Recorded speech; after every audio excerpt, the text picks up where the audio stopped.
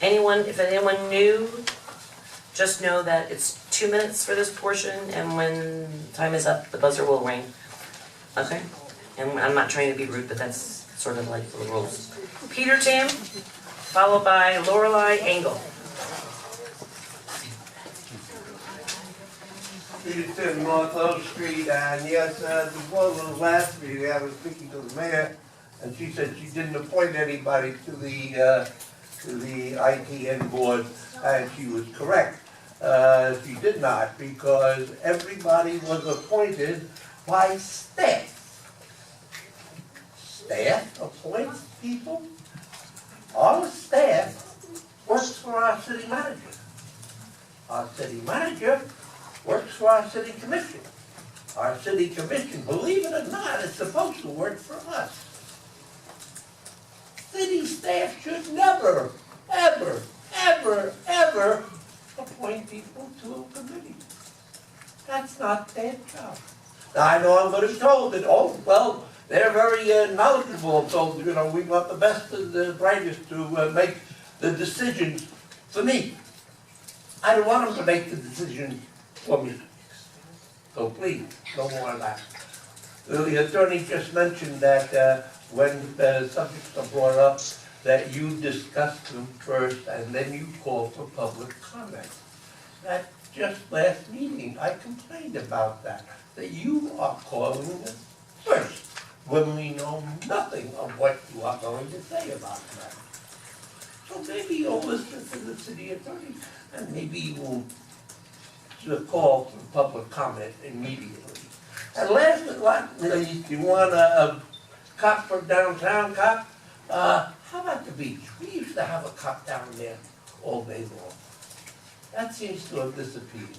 I don't think it's up to our traffic enforcement to police the beach. I think we should have a PBSO man to protect us down at the beach from all the car break-ins, et cetera, that goes on down there. And I thank you very much. Thank you. Lorelei Engel, you want me to read this? Do you want her to read it or do Do you want to read it? This is Laura. You want me to read it? Or do you want to read it? I'll read it? Okay, I'll read it for you.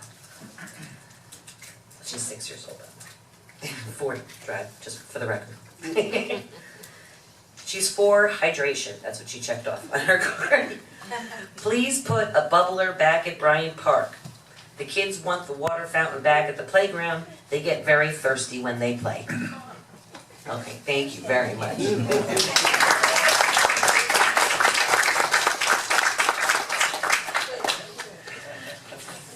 Dustin Zacks, followed by Tammy Panza.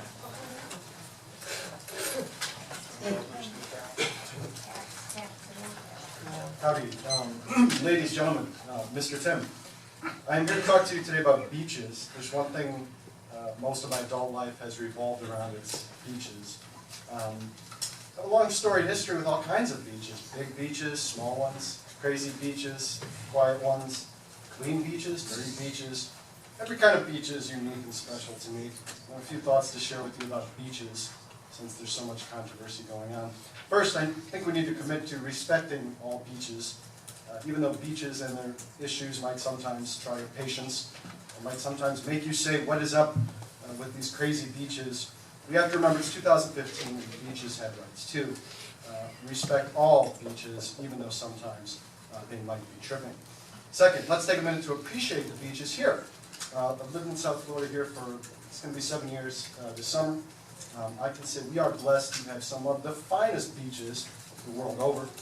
There's seriously so many kinds of beaches here. The white beaches of Tampa and Clearwater, the swarthy beaches of the Keys. We have crazy diversity of beaches. I'm also partial to the beaches in Tel Aviv. There are some fine Jewish beaches over there. So instead of fighting about beaches, let's join together and say we love our beaches. And you shouldn't touch our beaches unless we're expressly cool with that. And some up Lake Worth might have plenty of problems, but the beaches are not one of them.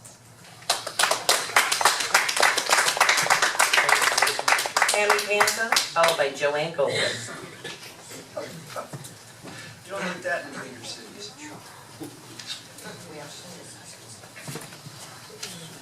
sorry, I can't really talk about it all, thank you. Oh dear. My name is Tammy, I'm at 116 North L in Meadow Groves. And I wanted to say a special thank you to our mayor, Pam Triolo, and our commissioner, Ryan Meyer, for coming out to my crime walk with PVSO and neighbors on this past Sunday. It was a little bit short notice, but we had quite a big turnout for that, and we have our next one coming up on May 17th. At our crime walk, our neighborhood stroll, march, we decided to start our next one at South Grade and head through Pineapple Beach.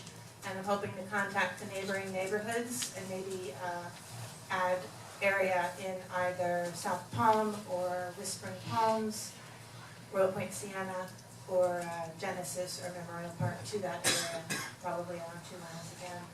I was really appreciative. We had, along with our electeds, we had representatives from probably 4 or 5 neighborhoods. We managed to get into 5 different neighborhoods as far as the area went. And we had 4 officers, one of them is one of the lieutenants, and I was so pleased. We had handouts, we engaged a lot of the neighbors, they were really appreciative. And part of the reason I wanted to do this was all of the initiatives that PVSO has, all of the neighborhood association meetings, all their desires and wants, everything works better when we work together as a team.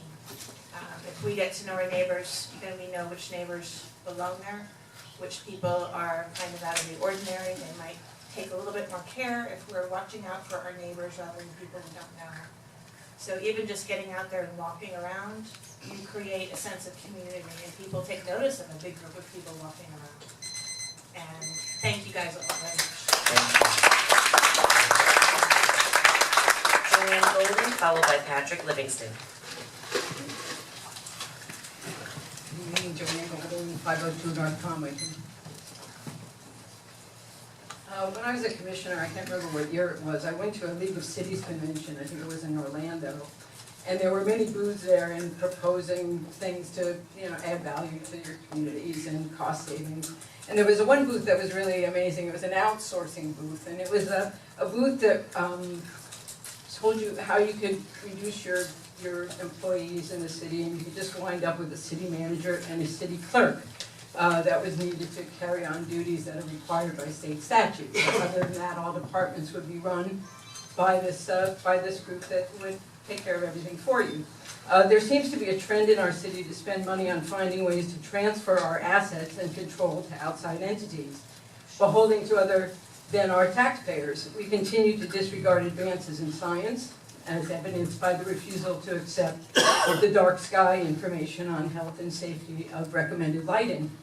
Not understanding that light glow, and not just lights, affect turtles. No, turtles cannot see over the dune, but their survival requires the stars and the ocean glow, and not the lights on A1A. Cutting down mangroves to satisfy a few at the expense of wildlife that promote the cleanup of our intercoastal waterway.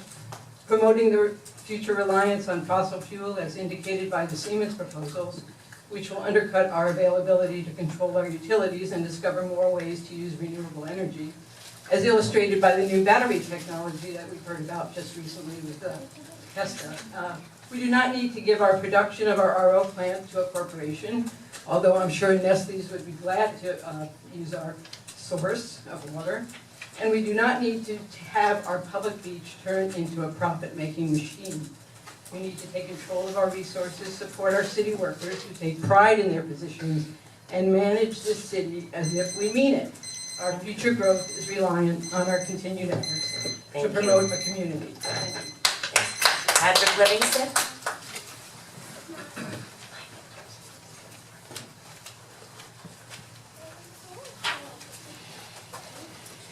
Good evening, everyone. How you doing? Good evening.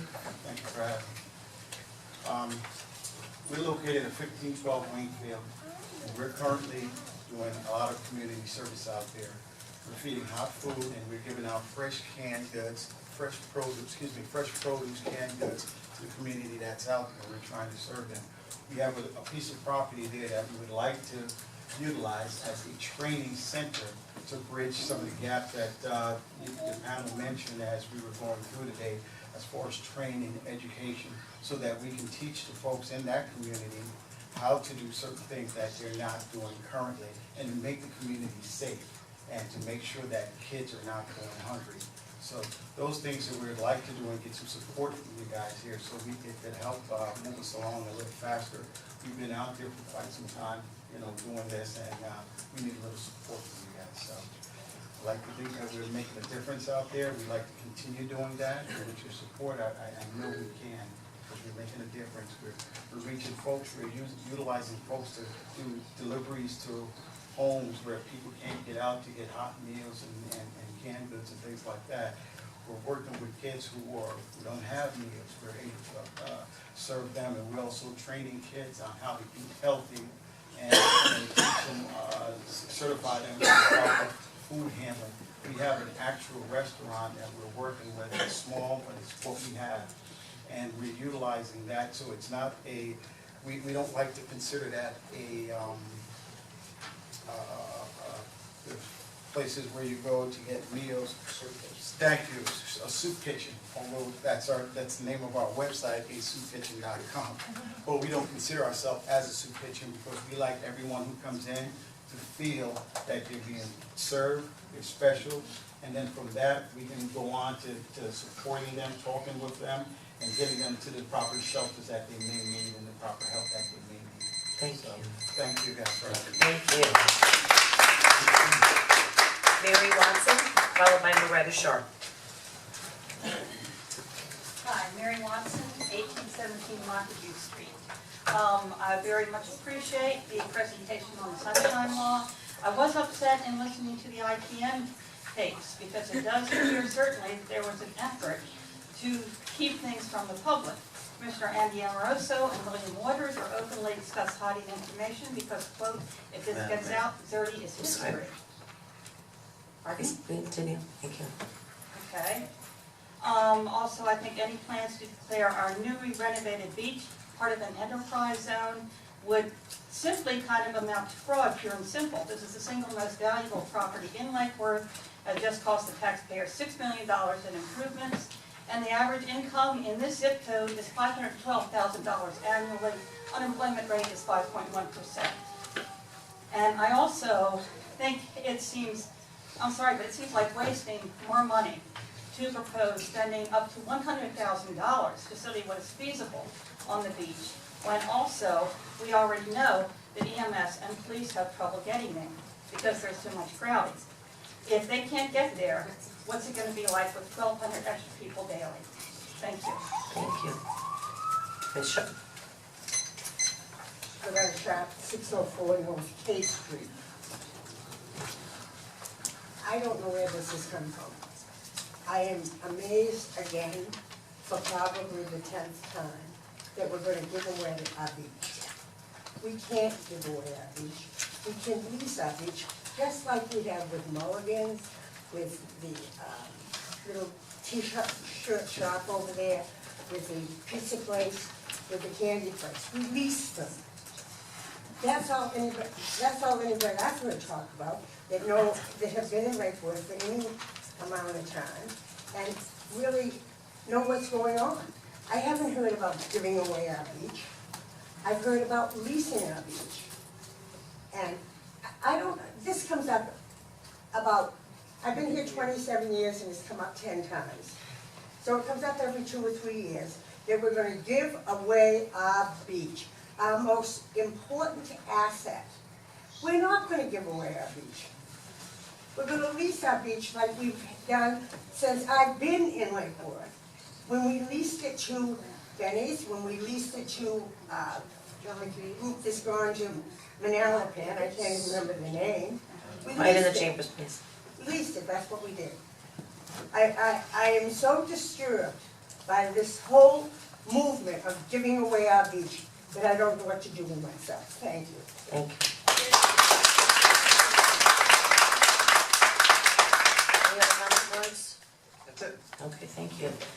Moving on, approval of the minutes. I'll entertain a motion. Don't we normally have some comment from commissioners? I'm going to, when we talked about some of the things that were happening here, we're following through on the agenda. And normally on the agenda, there's nothing on the agenda, nor has there been anything on the agenda that the commission responds to the responses.